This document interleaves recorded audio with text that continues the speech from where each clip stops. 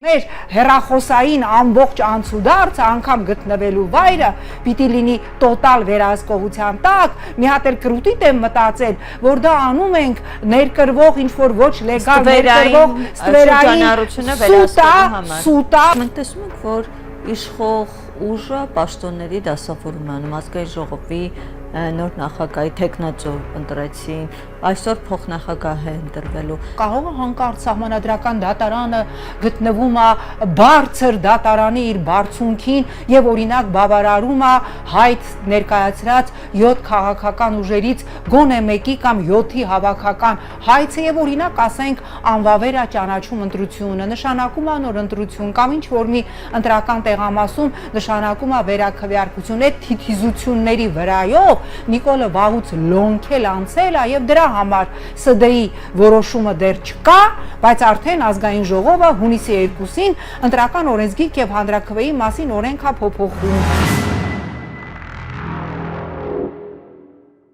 Բարև ձեզ հարգելի հեռուստադիտողներ, Եվրոմեդիայի տաղավարում այսօր զրուցելու ենք հասարակական քաղաքական գործիչ Նաիրա Զորաբյանի հետ, շնորհակալ եմ հրավերին։ Ես եմ շնորհակալ։ Տիկին Զորաբյան արդեն 4-րդ օրը Սահմանադրական դատարանը քննարկում են դիմադիր ուժերի դիմումը ընտրությունների արդյունքները անվավեր ճանաչելու հիմքով, ինչ տպավորություններ կան հետևելով կողմերի հայտարարություններին, մոտավոր եզրահանգում կա ՍԴ-ն վերջնական ինչ որոշում կհանգի։ Ես շատ կզարմանամ, եթե մեր քաղաքական դաշտում, ընդդիմադիր դաշտում գտնվի որևէ Ռոմեո ռոմանտիկ, որը մտածի, որ սահմանադրական դատարանը հանկարծ կարող է կայացնի այլ որոշում, քան կենտրոնական ընտրական հանձնաժողովի որոշումը թողել նույնը, այսինքն բավարարել Նիկոլ Փաշինյանի պահանջը։ Նիկոլ Փաշինյանը մի քանի օր առաջ, կարծեմ հենց ձեր հարցին ի պատասխան, ասաց, որ Հայաստանում տեղի են ունեցել ժողովրդավարական ընտրություններ եւ որևէ հարց արտահերթ ընտրությունների, սա էլ մեկ այլ լրագրողի հարցին ի պատասխան, ասաց, որ դրա անհրաժեշտությունը չկա եւ չեն դիտարկում։ Ինչի մասին է խոսքը։ Ես հասկանում եմ, որ ընդդիմությունը հիմա տոտալ փակուղու մեջ է, ընդդիմությունը քայլ չունի անելու, որովհետեւ ընդդիմությունը չի կարող այսօր փողոց գեներացնել, սա ասում են նաև հենց նրանք, ովքեր չեն կարող, թե իրենք չունեն ցանկություն։ Եվ կարծում եմ առաջին հերթին չեն կարող, եւ քանի որ չեն կարող, դրանից բխում է նաև, որ իրենք ցանկություն էլ չունեն փողոց գեներացնելու, մնում է մեկ բան ընդդիմությանը վերցնել մանդատները եւ գնալ խորհրդարան, ինչը եւ ես կոչ եմ անում ընդդիմությանը, պարզապես որպես adekvat ընտրող, մեկ բան եմ խնդրում ընդդիմությանը, մանդատներ վերցնելու ծիսակարգը չփորձել մեզ վրա վաճառել որպես անձնազոհություն, որ իրանք մանդատները վերցնում են, գնան եւ այնտեղ շարունակեն իրանց պայքարը, հասկանում ենք, որ դա լինելու է Դոն Քիշոտյան պայքար հողմաղացների դեմ եւ շատ լավ հասկանում ենք, որ խորհրդարանական մանդատով իրենք Նիկոլ չեն հեռացնելու։ Ուղղակի խնդրում եմ իրենցից չվիրավորել մեր ինտելեկտը եւ մանդատ վերցնելու իրենց որոշումը, որը արդեն կա եւ եղել է ի սկզբանե եւ նույնիսկ քննարկում չի եղել, ինչպես իրենք են ներկայացնում, ի սկզբանե որոշում եղել է, որ պիտի վերցնել մանդատները, չփորձեն այլ հերոսական սոուսներով մեզ ուտացնել։ Մենք ախուրյանցի անող չենք։ Տիկին Զորաբյան, օրինակ մի որոշ ժամանակ առաջ Սամվել Կարապետյանը այսպես համախմբման միավորման կոչ արեց եւ այդքանով վերջա թե ինչ է հետո լինելու չասվեց եւ այլ ուժերի կողմից էլ որպես այդպեսին դեռ արձագանք չկա այս կոչին։ Տեսեք, ուզում եմ մի հատ ամփոփենք ՍԴ-ի թեման, պարբերաբար նայում եմ ՍԴ շոուն եւ շատ հետաքրքիր ինձ համար հայտարարություն արեց արդարադատության նախարար Սրփուհի Գալյանը ընդդիմության լիազոր ներկայացուցիչների հարցին ի պատասխան ինչպես կգնահատեք քարոզարշավից առաջ, քարոզարշավի փուլում, քարոզարշավից հետո Նիկոլ Փաշինյանի բառամթերքը, վիրավորանք, սպառնալիք, ահաբեկում, շատ հետաքրքիր մեջբերում արեց Մարդու իրավունքների Եվրոպական դատարանից Սրփուհի Գալյանը, ասելով, որ Միեդի ձևավորած չափանիշների համաձայն արտահայտվելու ազատությունը պաշտպանում է ոչ միայն գաղափարները, որոնք ընկալվում են անվնաս, այլ նաև այնպիսի գաղափարներ եւ տեղեկություններ, որոնք կարող են ինչ-որ տեղ լինել վիրավորական, վիրավորել, ապշեցնել, անհանգստացնել եւ ավելացրեց Տիկին Գալյանը հանրային հետաքրքրություն ներկայացնող հարցերով թույլատրելի է անգամ սադրանքի որոշակի աստիճան։ Հիմա հարց, բա ինչի է խոսքի համար կալանավորում, օրինակ Նարեկ Սամսոնյանը, Վազգեն Սաղաթելյանը, Միքայել Սրբազանը, ինչի են Facebook-յան գրառումների համար քաղաքացիներ տարվում, ձերբակալվում եւ նրանց վրա դրվում տուգանքներին, չի են բազմաթիվ լրատվամիջոցների վրա այսօր դրված են հսկայական ֆինանսական բեր տուգանքներ întամենը խոսքի համար, բայց Միեդի ձևակերպումը, որ միայն գուցե իշխանության ներկայացնում այո, ոչ, բայց Միեդի ձևակերպումը այդ մարդկանց չի վերաբերվում, այսինքն սա լուրջ խնդիր է, որովհետև այսօր մենք 100-ից ավել այս պահին մարդիկ ունենք քաղաքական հայացքներով կալանավորված եւ նրանց գերակշիռ մեծամասնությունը հենց խոսքի համար է կալանավորված կամ տնային կալանքի տակ կամ վարչական ինչ որ բոլորի Facebook-յան գրառումները նայում են, հիմա էլ որոշել են, որ մեր հեռախոսները պիտի վերահսկվի, մի հատ էլ հələ դրա համար մենք турք պետքա վճարենք եւ այդ օրենքը, այդ նախագիծը ասեմ, որ երկրներում կա բռնվեք չընկնեք Սոմալի, Մումբայ, Թուրքիա, Ադրբեջան, Պակիստան, այս կարգի երկրներում այդ խայտարակությունը, որ մեր հեռախոսային ամբողջ անցուդարձը անգամ գտնվելու վայրը պիտի լինի տոտալ վերահսկողության տակ, մի հատ էլ կրուտիտ եմ մտածել, որ դա անում ենք ներկրվող ինչ-որ ոչ լեգալ ներկրվող ստվերային սուտա, որովհետև այդ ստվերային շրջանառությունը մի քանի հազար հեռախոս է, որը շատ հանգիստ իրենք կարող են սահմանին վերահսկել, որ մարդը բացի իր օգտագործման համար որևէ այլ երկրորդ անգամ հեռախոս չբերի։ Ոնց է ստացվում, որ Եվրոպա ձգտողը Հայաստանը հայտնվում է նման երկրների շարքում, օրինակ աֆրիկյան Շատ պարզ, որովհետև Նիկոլ Փաշինյանը նույն Եվրոպայի կողմից ունի քարտ բլանշ անելու ամեն ինչ միայն կարողանա լուծել իր գերխնդիրը Նիկոլ Փաշինյանը Հայաստան-Ռուսաստան պորտալարը կտրելևս ընթացքում, քանի մարդ կհայտնվի բերդում, քանի լրատվամիջոց կփակվի, ՍԴ-ն պարզա չէ, ՍԴ-ի որոշումը ինչպիսին է լինելու, դրանից հետո օրենսդրական ինչ փոփոխություններ կանեն, սահմանադրական հանրաքվե եւ այլն, այս ամենը արժանանալու է միջազգային կառույցների, որոնք իրանց հայտարարում են ժողովրդավարության բաստիոններ զերո արձագանքին, որովհետև նրանք մշտապես ասել են եւ ասում են Նիկոլ Փաշինյանը այն կատարյալ գործիքն է, որով իրենց մարդաբոյը մեր վրա Հայաստանի գլխին լուծում են Ռուսաստանի հետ։ Տիկին Զորապյան, ՍԴ-ի քննությունը դեռ շարունակվում է, դեռ վերջնական որոշում չկա, հա,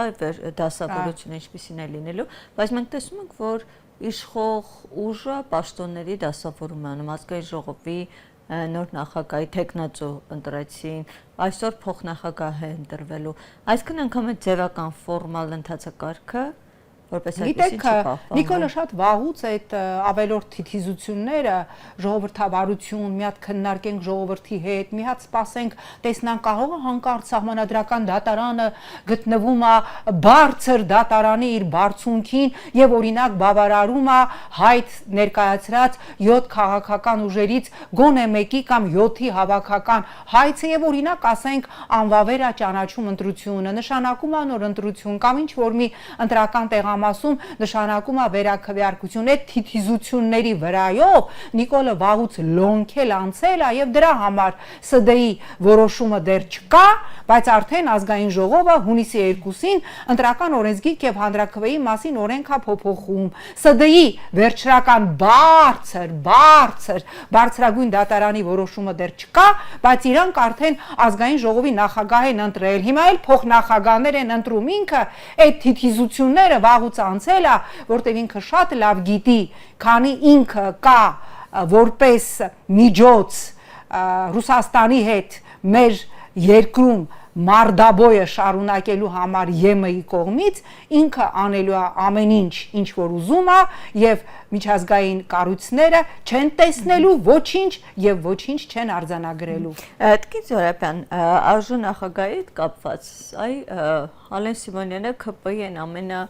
ասենց ասած, դեմքերից է եղել, որ այն ամենաշատ քննարկող թուքումուրը, այսպես ասած, միշտ վերցրել է կամավոր շատ դեպքերում, այն ամենաաղմկարույց հայտարարությունները մշտապես ինքն է արել։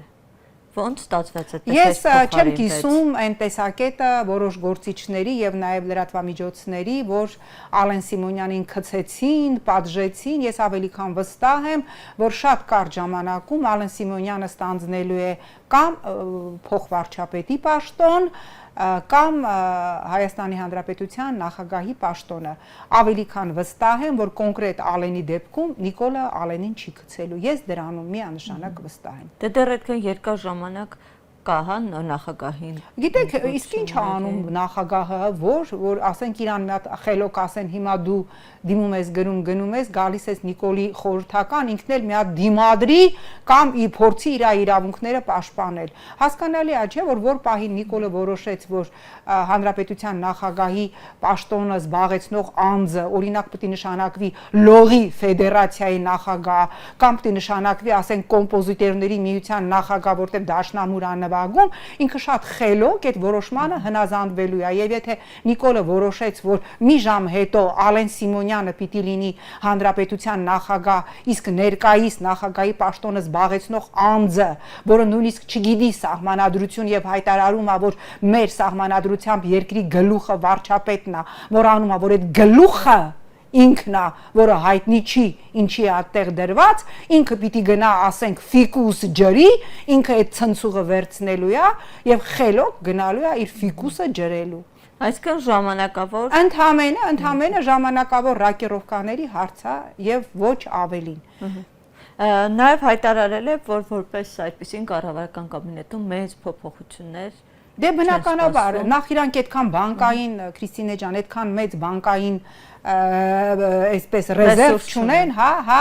ասենք իրանց ռեզերվների բանկում այդքան կադրեր չկան, որ մի հատ էլ մտածի ում հանի, ինչ դնի, հազիվ գտել են, սրանք յոլա են տանում, բնականաբար որևէ փոփոխություն չի լինելու, բայց ես այդ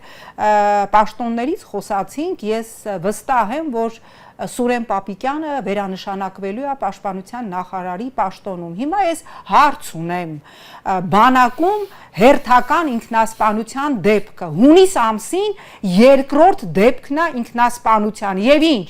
Սուրեն Պապիկյանը պիտի նորից վերանշանակվի, որ երրորդ դեպքն է բանակում ինքնասպանության, ոչ կանոնադրական հարաբերությունների պատճառներով սպանությունների, ոչ թե թուրքի գնդակից, այլ մեր բանակի ներսում, եւ Սուրեն Պապիկյանը շարունակում է պաշտոնավարել, մի հատ էլ վերանշանակվել է, ուզում եմ հիշեցնեմ, 13 թվականին տարվա մեջ, ամբողջ տարվա 3 դեպքեր այսպիսի եղել ոչ կանոնադրական հարաբերությունների պատճառով։ Իսկ ո՞րն է աճի պատճառը։ Ես կասեմ, այդ խայտարակ ոչ կանոնադրական հարաբերություններն է, այնպիսի բաներ են պատմում բանակից, որ զարհուրում ես, Նիկոլ падգամավոր Նիկոլը վերցրել էր այդ 3-ի անունը, ասում էր մենք թույլ չպիտի տանք, որ սա այս 3 զոհերը դառնան ընդամենը վիճակագրություն, այսօր վիճակագրությունը բանակում սպանություն, ինքնասպանություն իրար վրա կրակել, ինքնասպանության դրդել տասնյակների է հասնում, ոչ թուրքի կրակոցից, ներսում, ոչ առողջ, հիվանդ, այս ձեդավշինաների եւ չգիտեմ ինչերի պատճառով, որը որևէ կերպ չի պարզվում, օմբուդսմենից ձայն ձուն չկա, Սուրեն Պապիկյանն էլ առաջիկայում մեծ շուքով վերանշանակվելու է պաշտպանության նախարարի պաշտոնում։ Միջոցը, ինչ միջոցներ պետք է ձեռնարկվեն։ Ոնց պիտի հասկանան պատճառը, պիտի հասկանան, պիտի պատժվեն սպայական կազմից մարդիկ եւ պիտի նախարար հրաժարական տա, որովհետև հնարավոր չի միայն հունիս ամսվա մեջ ինքնասպանության դրդման երկու դեպք ունենալ, հասկանում եք, սա զարհուրելի է, երբ որ զինվորին արդեն տեսել էին մեկ անգամ ձեռքերը վնասած կամ ինքնավնասած կամ ուրիշի կողմից վնասած, այդ դեպքի հետևից պետք է գնային, որ այդ նույն զինվորը հետո ինքնասպանություն չգործեր կամ չդրթեին ինքնասպանության, դե ամեն ինչի անունը դնում են ինքնասպանություն, չենք էլ իմանում իրականում ինչա կատարվել։ Տիկին Զորաբյան, վերջերս ադրբեջանական կողմը մի այսպիսի իհարկե նոր որպես այդպեսին չի, ինչ է ասում իրենց պատգամավորները, նախարարները, ասում են, որ խաղաղ բանակցությունների գործընթացում պետք է արդեն պաշտոնապես ներառվի ադրբեջանցիների վերադարձի հարցը եւ առանց դրա անհնար է պատկերացնել վերջնական խաղաղություն։ Հիմա որպես քաղաքացի, որ կողմին լսենք Հայաստանի, որ ասում են վստահեցնում, որ նման հարց առհասարակ չկա բանակցային օրակարգում։ Տեսեք, լսում էի Ալեն Սիմոնյանին, ինչ որ նենց ասում էր ընդդիմությանը, բա եկեք, բա պատասխան տվեք, լսում եք ինչ որ ադրբեջանական միջին կլասի ինչ որ պաշտոնյաների, ովքեր խոսում են ադրբեջանցիների Հայաստան վերադարձի, որը իրենք համարում են Արևմտյան Ադրբեջան, իրենց հայրենիքը, մի քիչ զարմացա, որտեղ ես չեմ կարծում, օրինակ, որ Իլհամ Ալիևը Չ կլասի պաշտոնյա է, Ադրբեջանի գիտության եւ կրթության նախարարը Չ կլասի պաշտոնյա է, նույն Ալիևը մշտապես խոսում է, որ Ղարաբաղի հարցը լուծելուց հետո մեզ համար կենսական հարց է ադրբեջանցիների իրենց պատմական հողեր վերադարձի հարցը, բայց ես բան չունեմ ասելու, եթե քաղաքացիական պայմանագրի համար Ալիևը Չ կլասի պաշտոնյա է, ուրեմն իրենք շատ ավելի բարձր կլասի պաշտոնյաներ գիտեն Ադրբեջանում, որոնց մենք օրինակ չգիտենք։ Նաև Իսրայելում, կառավարության մակարդակով ճանաչվեց հայոց ցեղասպանությունը։ Սա ինչ էր, բնականաբար այդպես որպես լավություն չի անում, այդպես քաղաքական դրդապատճառներ կան, միտումներ։ Իհարկե, ես այտենց առանձնապես մեծ աղմուկ չէի բարձրացնի Իսրայելի կառավարության կողմից ցեղասպանության ճանաչումը եւ նույն Նեթանյահուն նշեց, որ ինքը կողմ է Իսրայելի արտաքին գործերի նախարարի բերած նախաձեռնությանը եւ եթե անգամ Քնեսեթը, այսինքն օրենսդիր մարմինը դա հաստատի, հասկանալի է, որ սա Իսրայելի համար Թուրքիայի քիթը տրորելու քայլ է եւ Թուրքիան արդեն պաշտոնապես դիմել է Իսրայելի կառավարությանը կոչ անելով չտրվել սադրանքների եւ չլարել ել ավել հարաբերությունները։ Իսրայելը մշտապես այն դիրքորոշումն է ունեցել, որ հոլոկոստից բացի որևէ ցեղասպանություն իրենց համար չի կարող լինել ճանաչելի եւ չի կարող լինել ընդունելի, բայց իհարկե առնվազն նաեւ զարմանալի է, որ ամեն դեպքում այո, զերո արձագանք Հայաստանի ԱԳՆ-ից, ամեն դեպքում Իսրայելի կառավարությունը դա ճանաչել է եւ հարցը ուղարկել է Քնեսեթ եւ մենք տեսնում ենք Հայաստանի կողմից զերո արձագանք, բայց ես ելի եմ կրկնում, սա ընդհանրապես Իսրայել-Թուրքիա խիստ վատթարացած էս փուլում, խիստ վատթարացած հարաբերությունների արդյունք է եւ միայն սեփական շահերից ելնելով է այս պահին Իսրայելը գնացել նման քայլի։ Եվ վերջում նաև կառավարության վերջին նիստին Տիկին Զորաբյան Նիկոլ Փաշինյանի ԵԱՏՄ-ի հետ կապված հարցեր էին ուղղում, թե ինչպես է պատկերացնում հետագան Հայաստանի անդամակցությունը, ինչ էր ասում էր, որ պետք է նախ ինչ-որ հապկի դեպքում ինչպես էր ասում, որ մենք չենք հապկից հեռացել հապը, հիմա էլ ասում են պետք է ԵԱՏՄ-ն այսպես նամյոկով կամ բացեիբաց մեզ ասի, թե իրենք կան, թե չկան, այո։ Ու ասում էր չեն լինի։ Դե հիմա գիտեք, շատ հեշտ է ասել, դե չի լինի, Նիկոլը որ ասես, դե ԵԱՏՄ դե հապկից հասկանալի է, որ Հայաստանը արդեն կարծում եմ պարզապես դուրս կհանեն, բայց տնտեսական այդ ինտեգրացիոն դաշտը ԵԱՏՄ-ն դա մեր տնտեսության ողնաշար ուղղակիորեն ջարդելու է եւ դրան ընդհանրապես շատ հանգիստ են անտեղյակ քաղաքացու նման ասել դե չիլնի կհանեն ԵԱՏՄ-ից կհանեն մենք ինտեգրացիոն այլ շուկաներ կփնտրենք դա նշանակում է ուղղակիորեն չկա այլընտրանք չկա ցավոք սրտի ես ինքս երկու ձեռքով կպաշտպանեմ այդ այլընտրանքը իդեպ ամսի 1-ից 2-ը Բաքու եւ Երևան տարածաշրջանային այցով լինելու է Ուրսուլա ֆոն դեր Լեյենը ես շատ ուշադիր լսելու եմ թե Ուրսուլա ֆոն դեր Լեյենը Եվրոպական միության առաջի դեմքը ինչ նոր տնտեսական ինտեգրացիոն շուկաներ առաջադրելու բացի մեր գլուխը շոյելուց եւ ասելուց դուք լավ եք քացի տալի Ռուսաստանին շարունակեք քացի տալ մենք ձեզ 2 կոպեկ կտանք յոլա գնալու համար Շնորհակալ եմ ձեզ զրույցի համար Տիկին Զորաբյան Հարգելի հաստատիտողներ, այսօր մեր զրուցակիցը հասարակական քաղաքական գործիչ Նաիրա Զորաբյանն է։ Շնորհակալ եմ հետևելու համար մեր եթերին, կհանդիպենք։